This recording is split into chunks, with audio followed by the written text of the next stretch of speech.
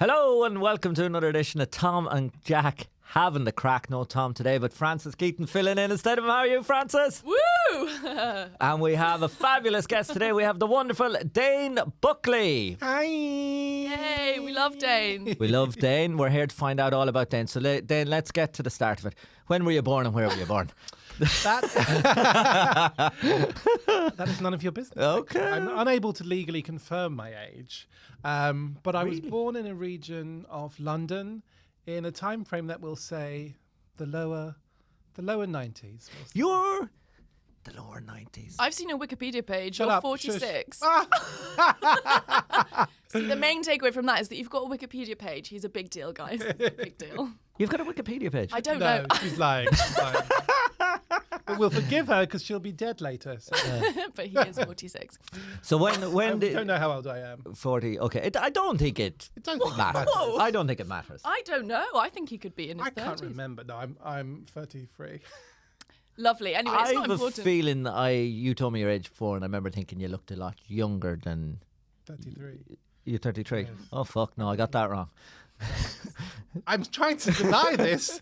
It's an age. I can't remember the age, but is age really important? No. in society? No. Okay, there we go. No. So where were you born? Was it Ireland? No, Harrow. Oh. So, yeah. You've really done your research, haven't you? Oh, great. Wikipedia I wrote page. the Wikipedia page. I'll have you know. It's Needs all updating. wrong. She did, to be fair. And she did my OnlyFans, so... Yeah. Yeah, so Harrow, which is near Wembley, northwest London. Northwest London, very good. When did you first get into show business or any kind of performing or? The day I was born. I don't doubt it. yeah, I I can don't doubt see it. that Coming too. out of his mum's vagina with jazz hands, which was so painful. I was there. So painful. She still reminds me she needed the stitching after, you know? But I did adverts when I was young. So I think mixed race kids were a little rarer in the 90s. And we were quite popular, like tanned kids, me and my sister with green eyes. So we do a lot of adverts together, like Mothercare, Cornflakes, Rice Krispies. You're kidding me. No, that kind of thing. I mean, these are big brands. These are I know. phenomenal. I'm looking to do a deal again with the cereal companies. Oh, God, yeah. And you do have beautiful green eyes. Oh, thank It's you. been noted. Yeah. But I did have a speech impediment, so some of them they dubbed, which was hilarious. How bad do you have to be to dub Snap, Crackle, Pop? You know? You had to say snap, crack, pie. Well, that's my favourite start to the day. They dubbed that. I'm not going to lie, Dane. I don't think you're nailing it even today. One more time? Snap, Crackle, Pop. Okay, good. No, that's good. That was better. Okay. I've probably seen you then. We've probably all seen you. I not wasn't realised. alive in those days. They barely had cameras. I think there are some like sketches of me somewhere. But, I can't find any of the adverts we were looking. I know they went out to Denmark a lot, which is appropriate Dane, but I can't. Love that. Snoop Crookle Poop was Danish for Snap Crackle Pop. And you did it in that accent too. And how did you overcome your speech impediment? Through Jesus Christ. She had some great videos. No, speech therapy. Really, yeah. Yeah, I used to silly sausages, sizzle in the sand, all of those kind of things, exercises, and to sing. But I remember my speech therapist had a really bad speech impediment. What? Yeah, she used to be like, Okay. Dane, sing. If you sing, you'll get over your speech impediment. I used to be like, can I see your certificates? Qualifications, actually. That is ludicrous. isn't it? Oh, my God. Unless she was just pretending to try and make you feel better. I don't think she was, but Maybe it kind it's of like worked. Yeah, you rise above. You rise above. Yeah, and I used Yeah. to sing. I used to be like, okay. So, but my school had a list of words I was saying because all the time the nuns would ring my mum and be like, he's swearing again. He's like, no, he didn't say where's his fucking shoe. He said where's his dock and do, his sock and shoe. So there was always like these weird kind of issues at school. But it is quite common with kids that don't go to nursery and spend a lot of time with a parent. Really? Like in terms of attachment, yeah. It is quite common they have a speech delay. Oh, wow. Oh, that's interesting. Do But you- now you wouldn't. No. You wouldn't have a No. clue, like. Do you still do vocal warm-ups before you go on stage? I do to sing because I want to get that high Oh, yeah, note. because you do sing in your Yeah. set. But there's nothing more ridiculous than being in a green room with comedians. Just be like, excuse me for a minute, excuse me. La, you know, like it's so Yeah. ridiculous. Well, they get used So- to it. I well, mean, I've seen other comedians do Oh, weirder really? stuff. Yeah. I do it on the way to a Ritual, gig. but- Slaughter. Oh, really? You've played Top Secret. Yeah. Yeah. I'm not naming names, but Ritual animal Joshua slaughter. I do it on the way to the gig normally sometimes. I actually have a really good tip. I put on my I put on my headphones and the mic, and I pretend I'm talking to someone on the phone. So if I'm walking down the road, it doesn't look like I'm batshit crazy if I'm going through my set. I've done that before on the way to an audition, Right. It can backfire, though, because I was once on a train and this woman said, "Excuse me, can I ask what network you're with? You seem to be getting coverage in the tunnel." Gift gaff is really quite good, actually. So, but yeah, I do beforehand. That's amazing. Which was your favourite advert to film? I remember a Mothercare one. I hated doing it, and I'd only do it for chocolate. That was my demand. That was my rider. You had a rider. I had a rider. Also, you would have had a little bank account, wouldn't you, with all your money going in? Well, Rich even to little this kid. day, I'm like, "Where's my modelling money, mother?" And she kind of She spent says, it, "You're alive. That's where it is. I brought you up on my own, and you had things. That's where it is. Okay." I admire that. Yeah, I do. Yeah, I think I that's do. amazing. Yeah. And also, I've got these cute pictures now. I think one of them's on my Insta profile. So Yeah, I've seen it. Yeah. And what was it? Was it enjoyable? Did people recognise you? I'd say you must have loved that, though, didn't it? I do remember like there being a massive display in a shop that was called C&A, and it's still in France, I think, that shop. Massive display, and my mum, massive poster of me and my sister, I think, buy a milkshake like this, and my mum wanted the poster. And security tried to stop her taking the poster. And it was like a cardboard display, and it was massive, massive. It was like 6 foot by 6 foot. And we have it at home, or we had it at home, but there's a massive rip in it where like the security guard was pulling it from my mum and my auntie and like ripped down the middle. So we've got half of it at home. We've got my sister.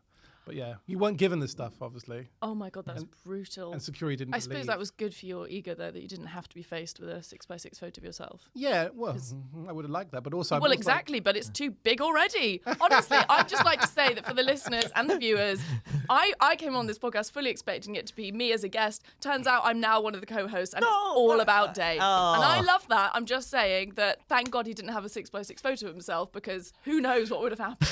You had to have a fucking marching band coming in here to perform. But I found it now. Pull back the curtain. Oh, that's nice of you to say, but it is all about me today. So Yes. that is right, actually. So what happened after the? Sorry, I'm taking over now because what else? No, what else do I do? absolutely, I've no, had a coffee. absolutely. What came after the modelling, Dane? The modelling, school, silence, some backing Madonna dancing, just in the playground, for pennies. Okay. Yeah. Went to school. People think I have a theatrical background, but I wasn't into acting. I wasn't into any of that.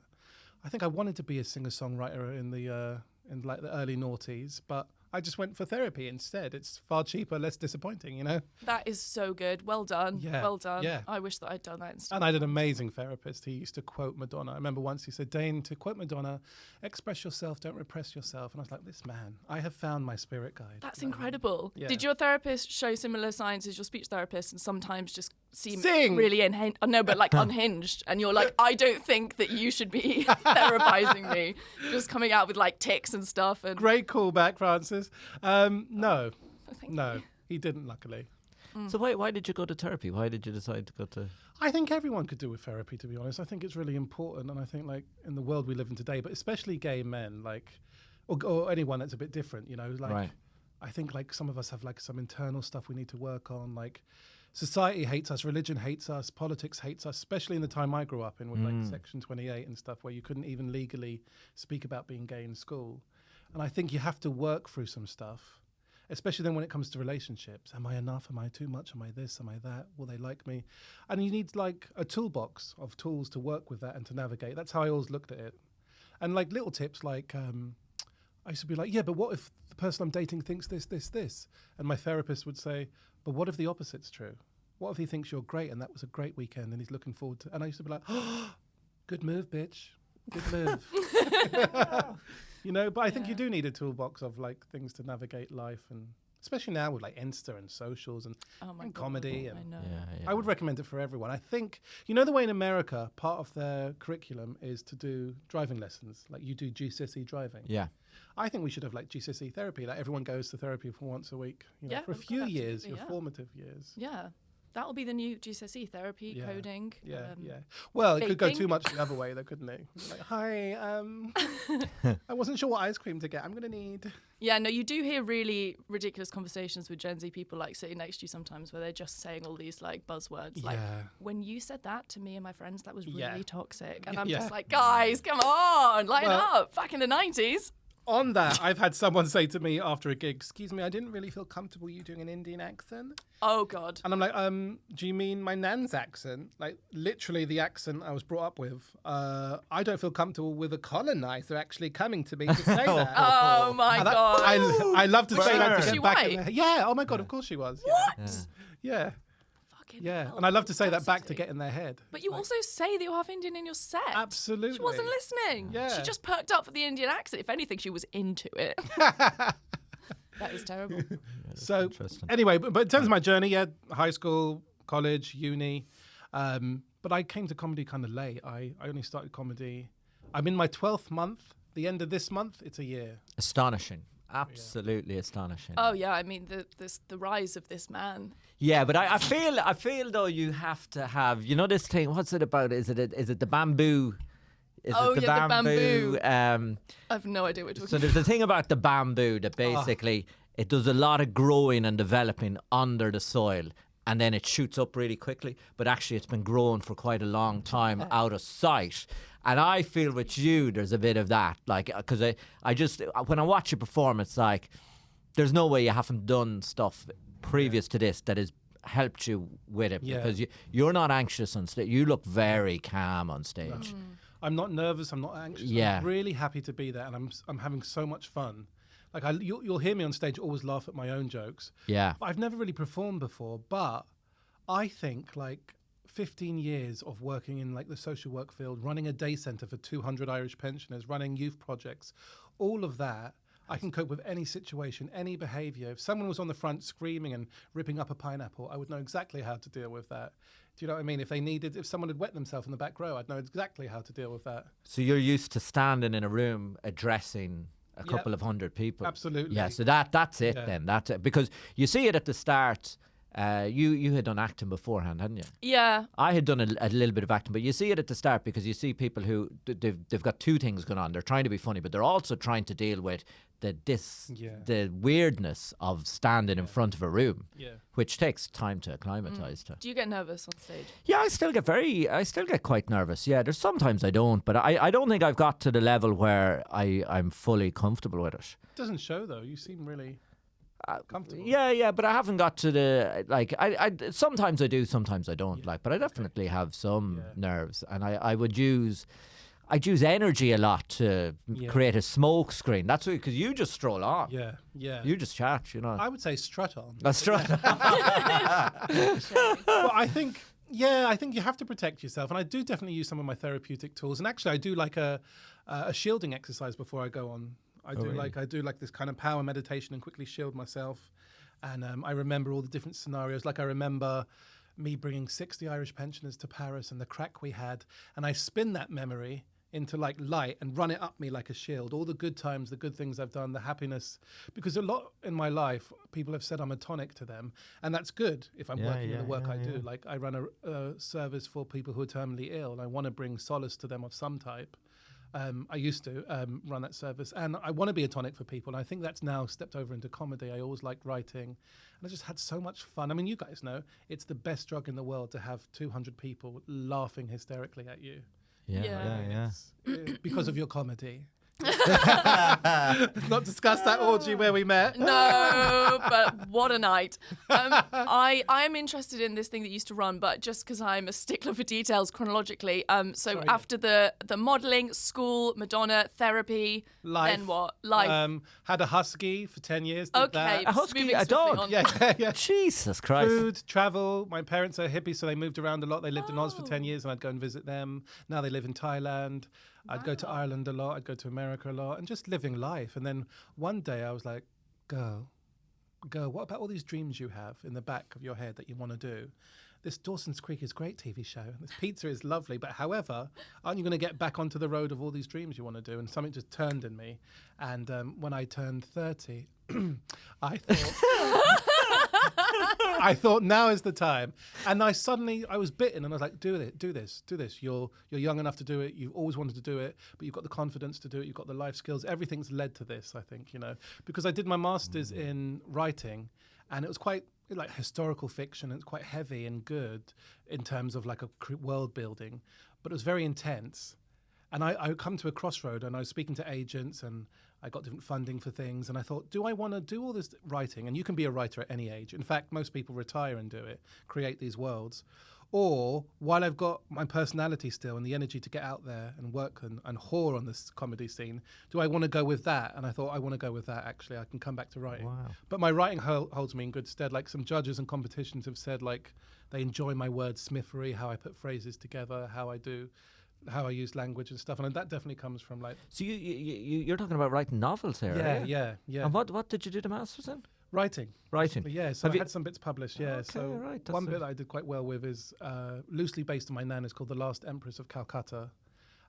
Just about, my nan's a Christian Indian, and they had to leave India quite quickly as empire was destroyed.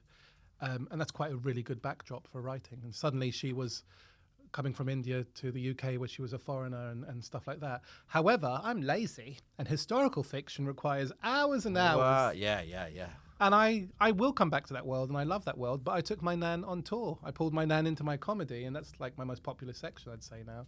So, yeah. I think I speak for everyone listening when I say that your talent is sickening. It's unbelievable, isn't it? Well, No, there's some areas. Me and maths, I still count on my fingers. it's quite interesting you say about the when you're older and your person, because Graham Norton is writing novels now, and I've Yes. read a couple of them, Yeah. and they're really good, like really Yeah. good. But also, it's not based on the individual, the ego as much, is it? You write a book and then you send it out. Yeah. That's different from being on stage and selling yourself, you know?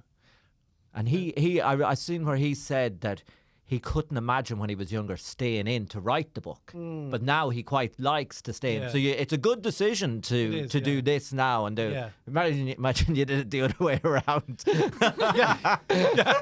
Rolled out on the thing. J.K. Rowling's going out with Yeah. comedy virgins. You'll need a speech therapist. The thing is, then basically I thought, okay, how do I get into this? I listened to every audiobook there was. I can read, but I'm a busy girl, so I need to listen to the audiobooks on the train. Every audiobook of every comedian ever. And I thought, I'm going to do a course. That's a nice way in. Because my friends have been telling me for 10 years, write that down. That would be so good. And I was like, guys, me doing an impression of my auntie in the kitchen is funny for me and you, but it's not going to work. Yeah. And then I thought, let me do a course and learn. So safe environment. So I signed up to the Comedy Stores course. And Mike Gunn. In March, by Mike Gunn. Mike Gunn, okay. And the next day, COVID destroyed the country and lockdown happened. So the course was cancelled. So I had then 18 months at home. And I was writing down everything and categorizing it. So I had these sheets on my computer, and they'd have a topic at the top: being Irish, being Indian, being fat, running a day centre, dick jokes, openers, closers, hecklers, sidebar. Like I was born to deal with hecklers. Like I'm from a council estate. I went to a really rough school, and every day they would start on me because I'm unapologetic about who I am, and I've got a lot of pride. So I'd give it back to them. But obviously then you have to run. If you've got someone saying, you're queer, I'm like, I am because I was with your mum last night. So you give it back to them. But then you need to run because there's 10 of them. Do you know what I mean? Yeah. But that training in terms of hecklers, I love a heckler. Yeah, no, I am so jealous of the way you deal with hecklers. And it makes me wish that I was bullied more at school. You come up to me and you said to me, she saw me for what I was. Yeah. Frances come up to me and said, you were bullied as a kid, weren't you? And I was like, oh my God, scene. Yeah, because you Very can just say insightful. quick fire. Yeah, Yeah. so good. So I was writing all these things, and so I had time to kind of marinate and stuff and read audiobooks, listen to audiobooks, write out sets of what my kind of narrative would be. And my first 5 minutes is really story-like. Where do my people come from? Who am I?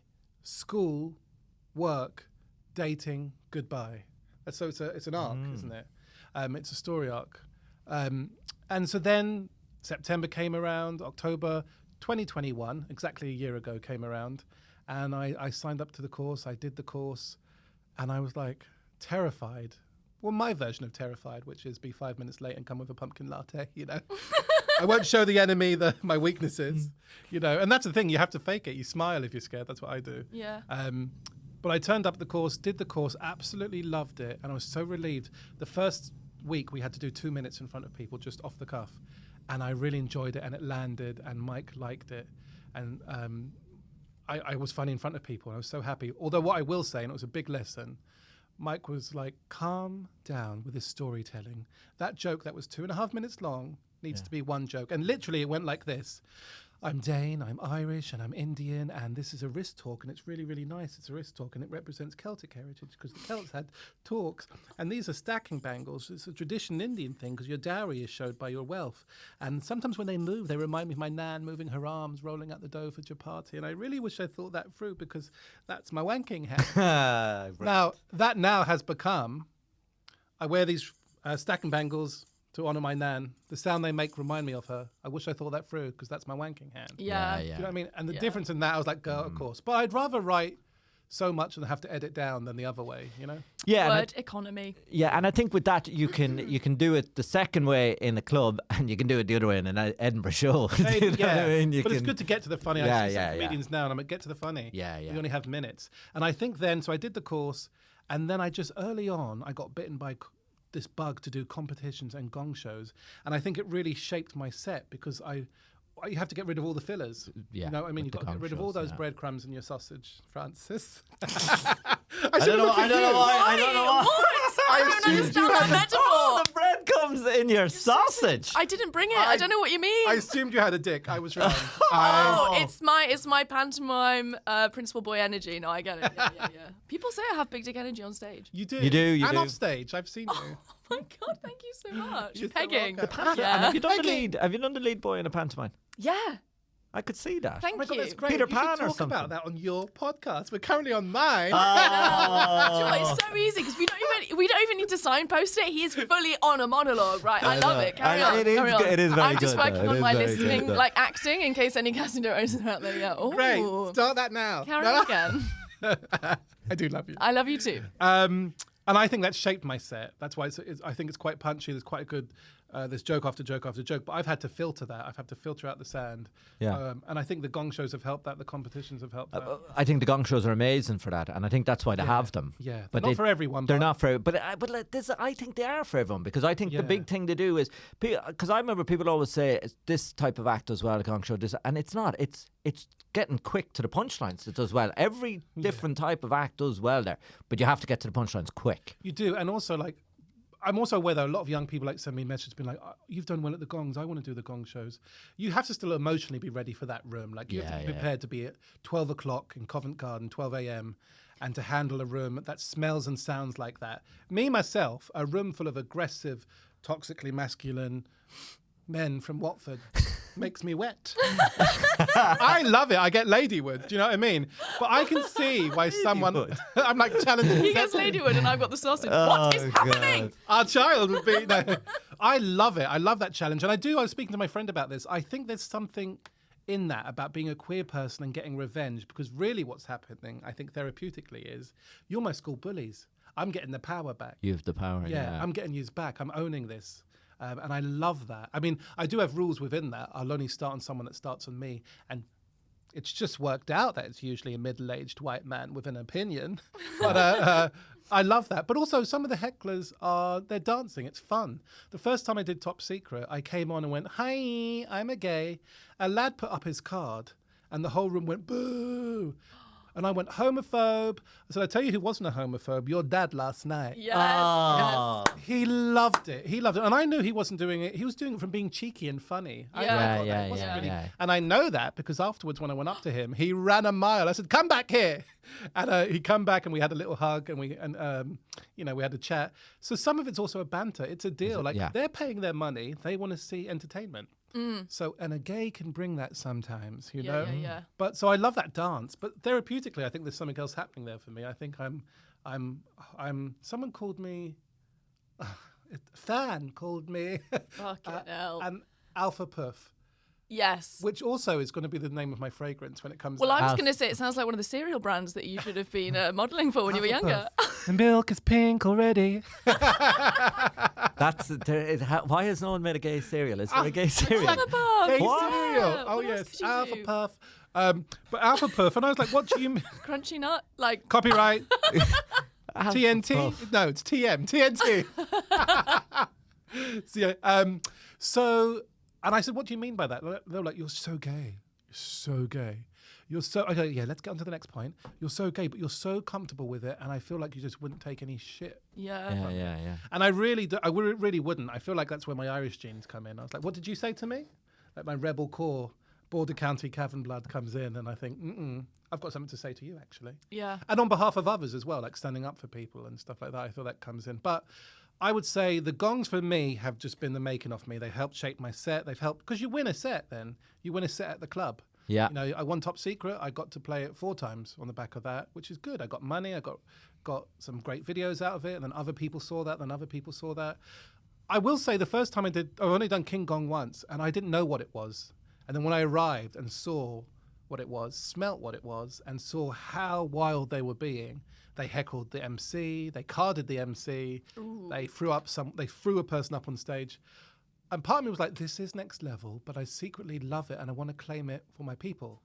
And I think coming to it from there was a good thing, and I won it and I loved it, and the banter I had to and from was really good with the lads in the audience, and I kind of spoke with them afterwards, and they all said the same thing: you can hold your own against me. And I think that is that laddish rivalry, and I come into that in like a weird queer way. God, I fucking hate that though. Why do they feel like they've been nominated to be that person that someone has to have hold their own with? I know, yeah, that is interesting, but also they voted for me, so let's not go there. Well, it makes me mad. No, and it is much harder for women. I've seen Right. that, absolutely. I've seen it. I mean, Because the I women feel- that do smash it, though, are legends, but I just feel like sometimes the room's already against them. Yeah, it's like the men, they hear a female voice and they're attuned to be like, this isn't worth listening to. Yeah. Regardless of how good your writing is, regardless of Yeah. how quick those punchlines are. But also some of the women in the audience aren't always Yeah. supportive of. Yeah. Oh, God. Well, yeah. that can Women be often the worst be the feminists. case. But at the same time, we're talking about a gong competition, so I've seen people do well that, A, don't speak.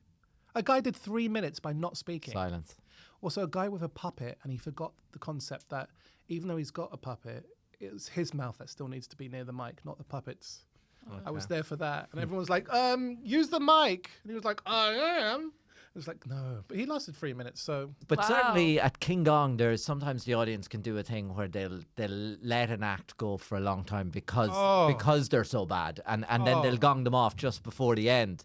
So they sometimes play like they're I've seen 4 minutes 59. yeah. They're going for the lad. They play with people like do. you But know. they do like sassy, and I do think there's a unique position for a gay man. The bottom line is, if you dealt with some of the hecklers the way I do, they would maybe want to fight you. They'd feel a bit threatened. Right. And I think if a woman did it as well, they definitely, my masculinity, I'm feeling threatened. But I think they're not really threatened by me. And there's a bum joke play. You know, I've said before, like on things, I'll be like, if you don't shut up, I will come down there and I will shut you up with my cock. Do you know what I mean? That kind of like, and that kind of thing. There's that weird camaraderie, and I don't know where or what it comes from, but it is quite playground laddish behaviour. Oh my God, Buckley wants to bum me or something. It's weird. It's a weird dynamic, but Yeah. it's one of the tools I use. I think they like it. They secretly like the idea of having sex with you. Yeah. I- I like to think so. Grinder would suggest that's true, actually. I had a heckler the other day. I said, "Is anyone on a date here?" And she went, "Your mum." And I like laid into her, and I was like, "What the fuck? What the fuck is wrong with you? Why would you say that? My mum's happily married. All of this." And then at the end, she came up to me and she was like, "I'm so sorry. I've got Tourette's." Really? Oh, wow. And I just kept replaying everything I'd said, especially what the fuck is wrong with you. Yeah. And it was awful. Anyway, I spoke to my mum. Turns out she wasn't a date. So How did she know? I don't know. She's psychic. I think mad. all people with Tourette's are psychic, and I think that is medically proven. But don't you have a story about... I'm sure I've heard you tell a story about someone that heckled you, and later on they were so apologetic and asked if they could come to one of your gigs. Yeah. I had a go. He just talked non-stop. Short version, please. This is my... Yeah, he talked non-stop through the set, and I ignored him. I was just like, he wasn't saying anything to me, and then eventually it just got to a bit where it was becoming like half the room were looking at him, not looking at me. So I just had to confront him. But he did come up to me at the break, and he pulled out his phone. And he said, "Listen, I'm so sorry. I'd never been to a comedy night before. I didn't realise." And he pulled out his calendar and he goes, "Where are you performing next? I'll come and support you." I was like, no. I Some said, people are used to watching TV and speaking, aren't they? Absolutely. The first gig I did outside of London, I did it in Essex, and I came on and said, "Hi, I'm a gay." And like 10 lads in the front went, "Prove it!" I was like, oh my God, I didn't think that coming. And I was like, hun, you've bought the pictures online. You know exactly what my cock looks like. I played with them, which I loved. But people don't realise, do they? They just... You never know, too. Sometimes there could be just someone who something's bad's gone on. And it's like kind of road rage, isn't it? Do you know what I mean? Like gladiators, like they want blood. They want blood, entertainment. And it's not comedy, and that's what I remind people. It's gong. But anyway, I did the gongs, I did the competitions, and that helped. And I just kind of was out there. And I think, I'm Irish, I'm Indian, I'm gay, I'm a bigger guy, and I play on all of that. I love self-deprecation, because if you can't laugh at yourself, who can you laugh at? And also then I'm not really offending that many other people. I'm just doing it to myself, and I can handle it. But also sometimes you get people saying, oh, don't be mean to yourself. But my self-deprecation is so exaggerated. When I say I'm so fat that from the other side of the road I look like a happy lesbian couple. Now, Such a good line. obviously I don't. It's playing on something, isn't it? I'm okay, hun. I'm fine. Yeah. I can take that because actually I'm supporting Tom Allen tonight on tour. Yes! Do you know what I mean, though? And I think it's quite a secure place you come from if you can make fun of yourself. So that's worked well for me. And people have just been so bloody kind. I've been really moved. And if I talk about it too much, I'll pretend to cry. But I promised myself I wouldn't. But they have been really kind, really giving. And just offering me spots and like corporate gigs, but at the same time I would say I've said no to nothing. Like early on, I was 10 gigs in, and this lineup changed, and they said, you're going to go on before Russell Howard. Have you done 10 minutes before? Could you do 10 minutes? And I said, oh, many times. I'd done 5 minutes 6 times, 10 times maybe by then. But you lie. You lie. And then for the next 2 weeks, I did 28 gigs trying to get new material. I was knackered, but I was doing like 4 gigs a night and getting new material, trying new stuff, so that I had a vague, roughly held together with sellotape 10 minutes that I could do in front of Russ, I call him now. But you lie. You say yes. You go and do things. That's a long journey. I'll have to pay 30 quid. Do it, hun. Do the work. You have to do loads and loads of the gigs. I've done over 140 now. Do you know what I mean? You got to hustle. Yeah, but it's still, for the amount of material you have, it's still very few. Like your productivity rate is astonishing. How long have you got now?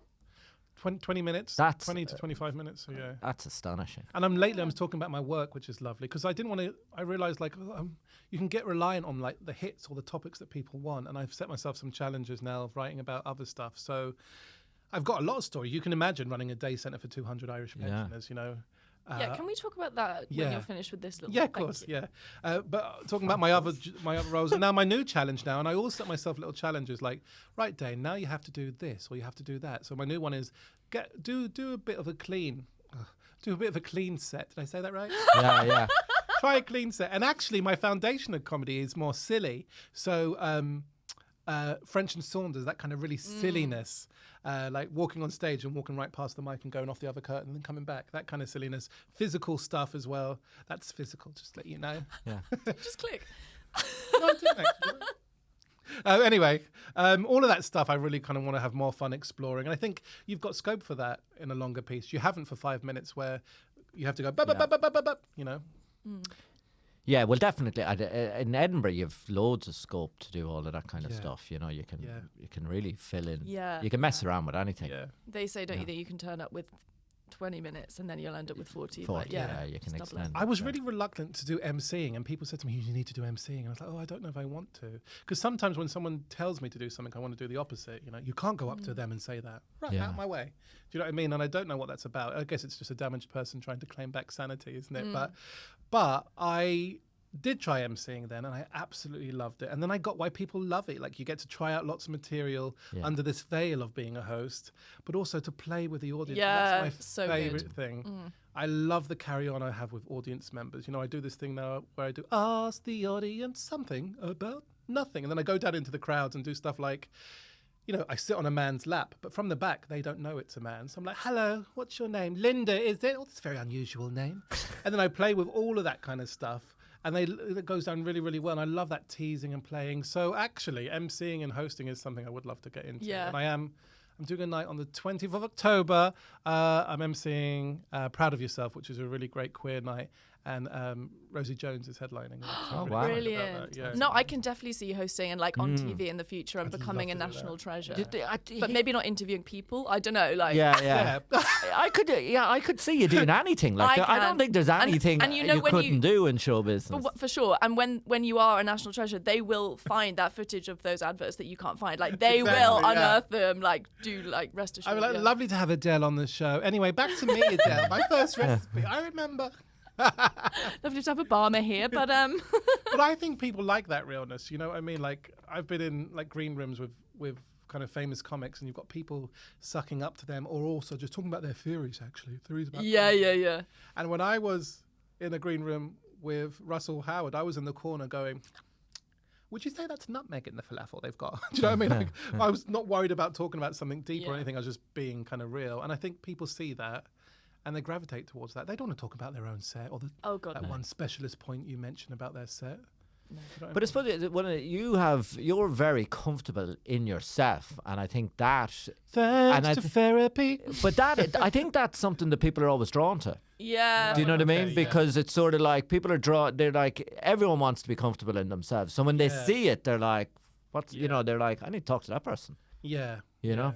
Yeah, I try to do a lot of, like, my mum's kind of a hippie, and I grew up with a family that, like, you lang and whale music will solve everything.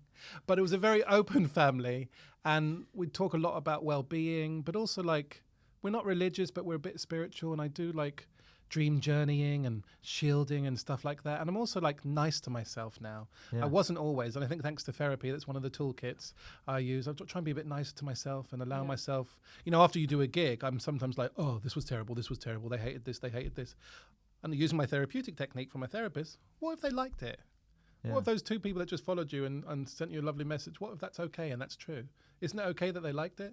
So, I'm gonna start doing that. Yeah, you do seem That to be sounds nice to amazing. yourself. It's- yeah, Yeah. it's important. And I'd rather be like this than like an ego. You know, we meet those people that are like, I smashed it tonight, guys. I'm always like, do we say I smashed it off ourselves? Or does someone say that about us, darling? us, You know? yeah. You do get egos on the circuit, but I think, me, myself, I think it's quite an Irish quality to be like, Yeah. am I enough? Did I do enough? Is this, you know? Yeah, well, you're like for all you've achieved and such, your ego is very in check because mine would be fucking. I have an Irish mother, Do you Jack. know what I mean? Well, I have an Irish mum too now. I used to. Now? No, I have one as well. I used to do a joke about her, about my mother. Which this would be a very Irish thing. Like I used to joke that if I was ever on live at the Apollo or something, my mother would definitely ring me up and be go, "Why did you wear that jumper? For Absolutely. God's sake!" Do you know You're what I awfully mean? smashed. Yeah, absolutely. Could you not have dressed up for the cameras? What do you think of the jokes? Don't talk to me about the Yeah. jokes. And I have friends who would line up to keep me grounded. Yeah. So, Yeah. and I'd want to be actually. Yeah, absolutely, yeah. If I am to interact with my fan base, the Muggles, I would want to be down to earth and grounded. You know? Yeah. But no, it's important, isn't it? And people see through that. Like, you want to be genuine, you want to be real. I have people say to me sometimes, you're just like your character on stage. I'm like, it's me? Like, I don't know, it's me. But then I know what they mean, because I've been in green rooms where the comedians are completely different when they come off. Yeah. I'm the only one talking to people, and they're like a little bit introvert and like in their own world, which is understandable. But I do feel some comedians, they channel up the comedian when they get on stage. But Yes. I'm- Yeah. Do you think that's because you're so new to it, like a puppy, like a very talented puppy? But then they are just quite jaded, and they're like, "Oh, I've been there. I've been that energetic little bean." I think some new comedians go into it with an idea of who they want to be or be like. Right. Or be hot. I've seen that. And the thing is, don't worry about how your presence is and if you come across and if people like that. Like, be vulnerable, be ugly. Sometimes you have to be prepared to do that. But I don't think I don't think it's about being new. I just think it's, there's that saying in Irish, it's Misha Mafin, Ketusa, I am myself, who are you? Like, do you know what I mean? I'm... Okay, all right. I can see alliances forming, and that's absolutely fine. Otherwise. I've got Irish heritage. I translate for you, and you're a Welsh cousin. Come on. But it's a saying, though, isn't it? It's true. It's like I can only be myself. That's who I'm best at. That's what I've got to work with. You know? So no, I always want to try and be myself. So Yeah. because can you imagine me trying to come on and just Someone else. being someone else? I was out last night with a couple of the lads. You know? Oh my God, I would love to see that. Oh, do you know what? As I said it, I was like, shall I do that one of the That'd be days? great. Do it tonight with Tom Allen. Yeah. You'd be like, this is not why we booked you. The trouble with women is, you can imagine, they're too fabulous. I love how I'm pretending You've to have a got mic. Yeah, and you have the mic. I like how you're gripping it. But I think, I always kind of grip it. Like I think though the goal for, because I did radio before the comedy, and they used to say that on radio, like the goal is to become yourself. But actually, it takes people quite a while to become themselves, because for some reason, most people want to pretend they're someone they're not. Right. And it takes a while. But You're right. you've come straight out being yourself. Like Do that's. you know what though? I love this praise, and I'll be recording this. Well, let's record it. That's how podcasts work, actually. But the thing is, there's been work in this. It's not just Yeah. it didn't come out ding. He's a bamboo. I know that. I'm was a the best bamboo. metaphor. I'm a bamboo. It's full Because like I've in many ways I'm on the fringes. You know, like I'm a gay man, but I'm a fat gay. I'm mixed race, but I can kind of pass for white. I'm too light to be Indian, but in Cavan, in my mum's hometown, I'm too dark. People say there's a little something there. Where are you from, originally? You know, all of those areas. I was always kind of the fringes, but newsflash, I love that attention. Yeah. Excuse me, I'm over here in the fringes. Yeah. You mind? Yeah. And I like that. And I was trying to find my place where I belong. I mean, I stood out where I grew up at Council Estate in Harrow. I obviously stood out massively. I wasn't prepared to pretend to be someone else. I wanted to ride my He-Man figures into battle on their My Little Pony. Do you know what I mean? Oh, did you actually do that? I did actually do that, yeah. That is perfect. Perfect symbol of you. But some of my mates would Alpha change puff. their accent outside of the house. They'd be like, yeah, I did that on Tuesday. I'm coming, Mum. I just be like, I'm not going to do any of that. I'm just going to be myself and work towards being, the trick is to work towards being comfortable being yourself. Because I wasn't for many years. I was like, especially like in dating, I was like, oh, I'm not masculine enough, or I'm not this enough, or I'm not that enough. But eventually you go, girl, this is what you've got. These are the ingredients you've got. This is what you can cook. Deal with it. And then you have to. And then you hope that lands with some people. The lighting is low enough for them to connect to you, you know? But you have to it wasn't fully formed. You have to work on it, and it's ever evolving. But what I will say is, continuing the analogy, in my store cupboard, I did have some great ingredients to work with. You know, that's quite an interesting mix, being Irish and Indian and gay. And Love that. I feel like you just said stool cupboard. store cupboard. Oh, store cupboard. Store okay. pantry. Toolkit, store cupboard. Got it. Pantry. Okay. Pantry. Yeah, and I think some of those values, I was just brought up by my mum, so I think some of those values, like being true to yourself, being real, knowing yourself. And was there any performers in your family? Your mother was a bit of a hippie, or I stand out so much in my family. People always think like, I've seen your mum dancing. yeah, that's different though. Sometimes we just got rhythm, Francis. I can't speak for Welsh people. Oh, I can. My ex was Welsh. They've got rhythm. you know it. back in the game, Francis. Back in the game. Like the most roller coaster. No. So not singers, not actors, not extroverts, not. In fact, my family do a lot of this thing. Like even at a table for dinner, Dane, tell her I'll have a side order of mayo, please. I'm like, Mum, why don't you tell her? Because the waitress is here. I'm like the ambassador for the public. family. Wow. I mean, you would pick him, wouldn't you? Oh, If he was yeah, in my yeah, family, I'd be yeah. like, Dane. and like my family are into being Irish, like my mum really is, but not in the way that I am. Like from a young age, I think I was walking across the room and we were back home in Cavan, and I heard a trad singer, and I stopped and I literally cried. And something just connected with me. And there's no way my family would be into singing, but I would go to sessions. So when I came out at 19, my mum said, son, save some money and I'll match it. And I saved £1,000, and then she gave me £1,000, so £2,000. Maths, guys, now you know I'm half Asian. And she said, travel around Ireland for 3 months, hitchhike around Ireland, go and visit all the folk festivals and come to peace with yourself. Not the traditional place you think of when you come out as the gay man, is No. it? Yeah. Like County Clare and Kerry. However, I had the best summer of my life. Of course, I journaled, so I've got my notes. But I had the best summer traveling around Ireland for 3 months, meeting different people, lots of Americans, singing, dancing, getting drunk, getting locked out of hostels, breaking back into that hostel, just all finding myself, kind of coming to peace with myself. And I think that really shaped who I am. But I'm definitely the only one in the family that is different like that. I mean, they love that I'm like that, and they're happy being who they are. But like, they'll push me forward if there's a singing thing or anything like that, or Dane will do that. So I love that. It's that's- like a gay Ulysses. I love that, gay Ulysses. And did you do that travel by yourself? I started out by myself, Self, yeah. And along the way, in a beautiful town called Kilkee in Clare. I know at Kilkee, by the coast. Yeah, beautiful. And Yeah, they have a really good festival nearby in Milltown, Malby. The woman she was a bit of a nicey bitch, and there was a sign on the door saying, "Do not come back after 9. You will be locked out." 9 And I was like, p.m. 9 p.m. So me and this American girl got talking, and we both came home a little late. We came home at 11 p.m. Scandal! And we got locked out. She wouldn't let us back in. What? So me and the girl had to spend the night on the beach, just talking and chatting and giggling and laughing. We visited the 8 till late shop. Unfortunately, that shut at 7:30, so that was no good. We spent the whole night drinking and eating on the beach and stuff and become best friends, and then travelled together around the rest of Ireland, then doing that. And she's still my best friend now. And so they're quite rural places. Was there any homophobia? Not one bit. That's Not one bit. fascinating, isn't it? Because Yeah, I won't say this about myself because it would be cocky. So let's imagine there's someone called Maine Dudley. I didn't realise about myself, and because I don't really see myself in the way others do. Just a shy girl from the hills.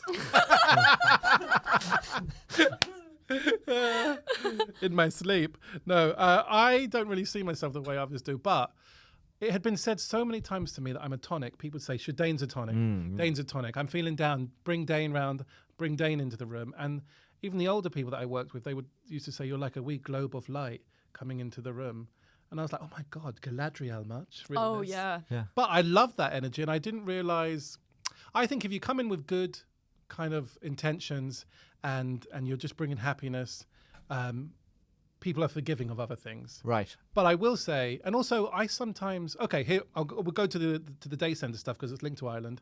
My first day, I was so worried about like working with 200 older Catholic people. Do you know, like 30 of them travelled back to Ireland to vote for gay marriage on my behalf. We had such a powerful connection. And so actually, and I was ready to assume they'd have an issue with me, but they absolutely didn't. They loved me. Ideally, they wanted me to have a boyfriend who was not a Protestant. Yeah, we've I got to can make work with some that. allowances. I can work with that. And I haven't ever dated a Protestant because generally they're not allowed in sunlight, are they? I joke. They probably are some. I don't know. What was I saying? That you are a ray of light and they're forgiving of you in Ireland for being gay. It's interesting I'm because trying to hold on. I always thought that rural Ireland was quite open-minded, but I wondered, was I just being biased? I know it is. I always felt it was an open-minded it place. is. I think people here in England project, in Ireland, because so many people say to me, it must be harder for an Irish family. Yeah. And I say, how dare you? My mum would fight a lion for me and always has, and would not accept anyone being treated badly. And all of my family are like that. All of them went and voted for the Gears when they could on the day that it opened, for the referendum. And no, they would all absolutely stand out. And I've discovered that in the west of Ireland, In the west, yeah. I will say, though, if you also can bring to the table a great ballad like Orosha de Vachoalia, they're forgiving of other things. Oh, yeah, absolutely. Yeah, do you know what I mean? So, and they're kind of quiet, sleepy places. So they'd love someone like you. And they'd be talking about you for weeks after. Yeah. We had this fella, we had this fella from London come over. He sang us a song. to be honest, word spread of me before I arrived. Oh, wow. I was on the Aran Islands and I was on the little one. And by the time I got to Inishmore, the big one, they said, "We had word of you coming."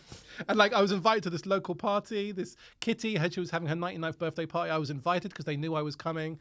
And I was like, oh my God, this is before TikTok, but I had my own little following. You know, there's a book called Hitchhiking Around Ireland with a Fridge. I do. I've read it. Have you Yeah, read this of course I book? have. That's what it sounds like. Yeah. Do you know what, though? The way I sum it up is a few years ago, I was in Listonvarna and they had something called The Outing, like a gay matchmaking festival. Because, Listonvarna has the tradition. match, yeah. And this old man said to me, "Dane, it's about being a part of, not apart from." And I thought, sorry, my voice cracked like it's getting emotional, but it's just a latte. Pretending to cry. It's about being a part of, not apart from. And I thought that was really special and a really good what's the word? Mindset, there we go. Mindset. A really good mindset about how to handle being different and mixing with people. And it is about joining and not feeling different from. So I always go with the assumption that everyone will be fine with me, and generally they are. I've never had anything really very homophobic directed towards me.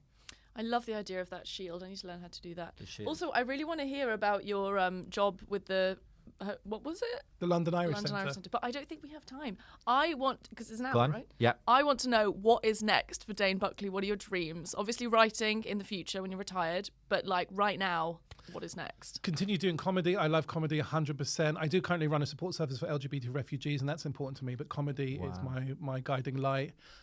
Just continue to get better, continue to grow, continue to do good gigs, and I think work to a 20, work to a whip. Have maybe a split show next year in Edinburgh. Writing, perhaps a sitcom. I won't name it, but a TV show got in touch, would like to see me maybe for auditions. But if I can do a clean set, we'll call it Miggle's Got Talent.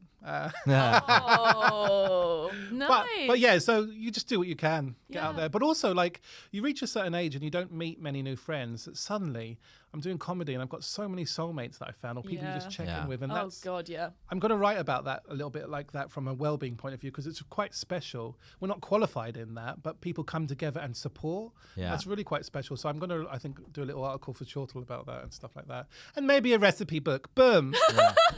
You know what? I'd love to see you in like a Hollywood movie like The Greatest Showman or something like that. Oh. Can you imagine Dane leading a I movie would like love that? to do That that. would be. Oh, I would love to. Yeah, you like sit on people's laps being like, Linda, that's a strange name. Yeah, you're perfect. I would love to do that. Yeah. That'd be You know what hilarious. it's like. I mean, it's addictive, isn't it, to make a room happy? Oh yeah. In the same way that it's soul destroying when there's 2.5 people in a pub in like Borstal, and one of those people leaves halfway through. You know, Yeah.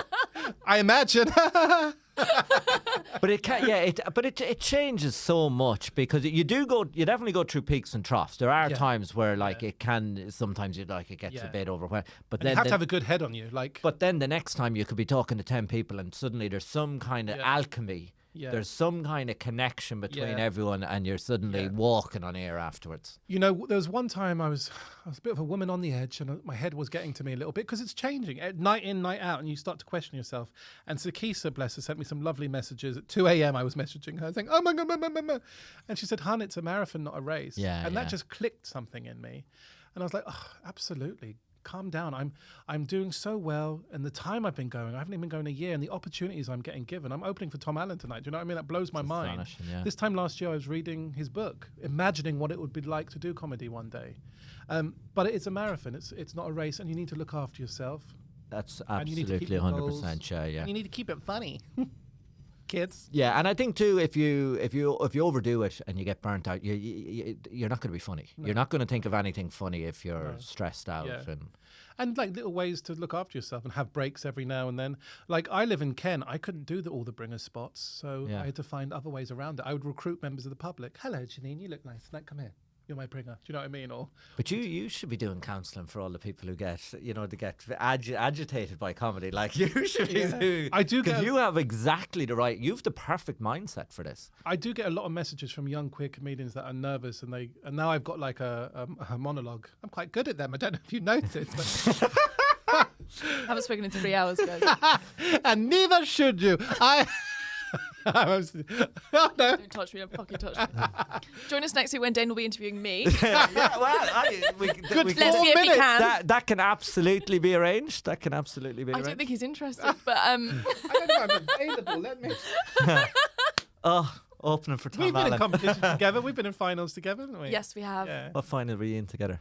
Max Turner. Oh, the Max Turner. Burlesque Dancer of the Year. Yeah. yes. I was the token man. I think, we that was at the beginning of both. Yeah, podcasts. it was, wasn't it? Yeah. And you know what? How long do we have?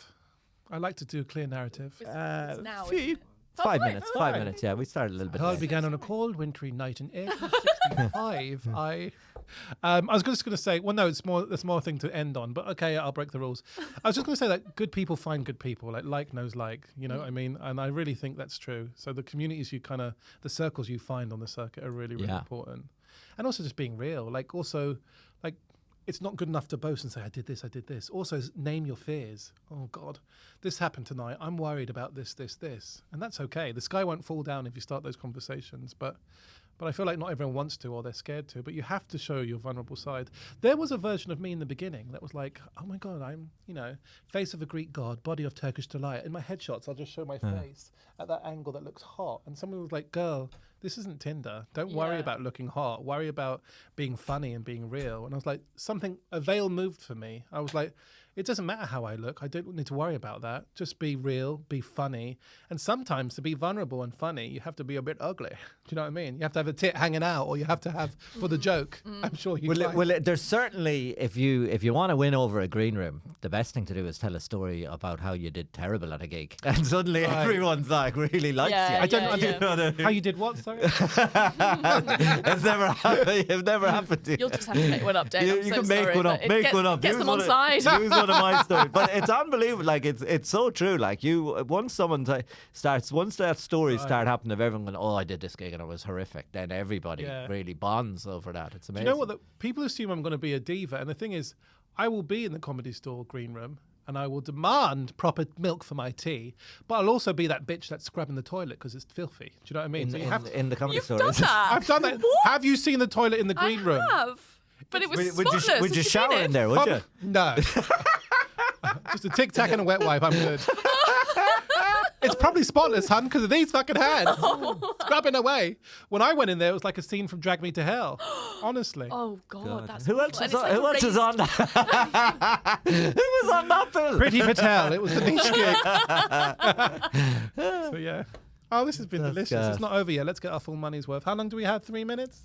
3 minutes. So, any final words before we finish up, Francis? I can do my London Irish speech in a minute. London Irish speech. Yeah, Yeah, go for it. yeah, Yeah, I yeah. want to hear about this. So it's my most favourite job I've ever had, apart from comedy, and maybe my original cereal, Riot Puff. I run a day centre for 200 Irish pensioners, London Irish Centre. It's funded by the Irish government. So 200 Irish pensioners would come for lunch, exercise class, yoga, maths, computers, sing-alongs, and then we'd also do day trips and holidays.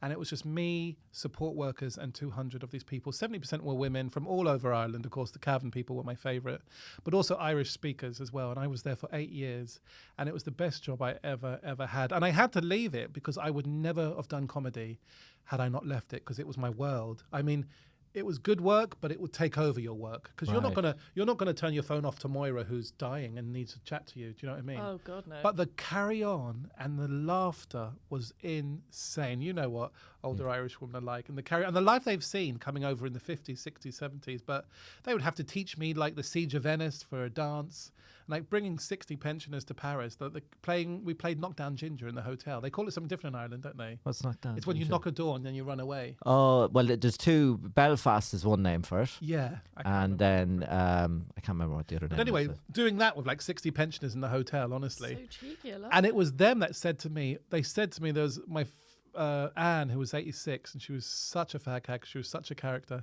She said to me, promise me one thing, when I leave this world, you will go and pursue comedy, because you're made for it. And I will get a bit emotional. Once she passed away, I did go and pursue comedy then, because that was the deal I'd made. Oh my God, my eyes are going to look green.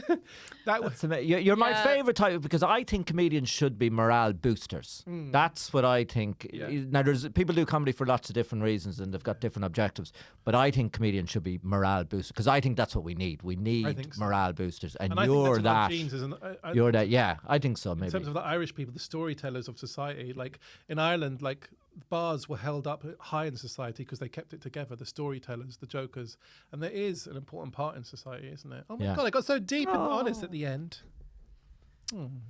Great stuff, guys. Yeah, Francis, sorry. was it? Yeah. Lovely to end by speaking. Yeah, This has been that was lovely, lovely. though, It was really honestly. beautiful to speak. It's very inspiring, honestly. Oh, thank you. And I will. Can I be a guest host one time? And Absolutely. Yeah. we can interview Francis. Is that how you say Yeah, it? I think we should do that. I think we should arrange and do. I'll only need the 5 minutes, Jack. Yeah, half an hour is enough. Yeah. Do the opposite. But this has been Tom and Jack having the crack. Without Tom, he's still in LA. And thanks again for Francis Keyton, wonderful guest, and for superstar of the future, Dane Buckley, if not even superstar of now. And best of luck with Tom Allen tonight, Dane. Thank you. Slán Abhaile. And thanks to Lucas on the ones and twos. Thank you so much. Jesus, lads.